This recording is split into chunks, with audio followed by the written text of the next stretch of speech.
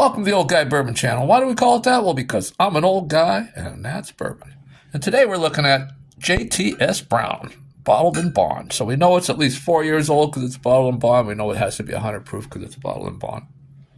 Now, this is from Heaven Hill Distillery, which also makes Evan Williams white label. They're bottled in bond. Evan Williams bottled in bond, 100 proof. Same mash bill, same age. So how is it different than the Evan Williams? Well, they select barrels that fit a different profile. So, but this one is about 25% cheaper than the white label. You can see it's like a gold color here to it. Now, JTS Brown is named after John Thompson Street Brown Sr., who, along with his brother George Garvin Brown, formed a whiskey company, and which later became Brown-Forman. Now, let's take a sniffer here. That's on the nose. Well, there's not a lot. Standard bourbon stuff: caramel, brown sugar, maybe a little apple pie, which is a little, and some peanuts. Let's take a sip.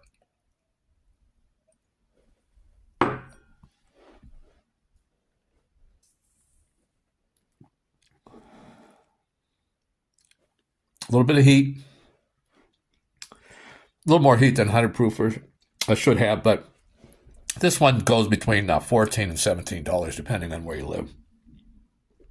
Got some sweetness there, brown sugar sweetness, a caramel, and some light oak. The finish, still sweet, but now some rye spices kicking in. A little peanut butter, and some light oak. So not a lot going on with this one, but on the other hand, there's nothing offensive here. Maybe a little high on the ethanol flavor for a 100 proofer, but for 14 to 17 bucks, nothing offensive. It's a drinker. You could drink it. Would I recommend it? If you want to do some bottom shelf drinking, yeah. There are better bourbons. I don't think Evan Williams White Label is much better, though, if any better.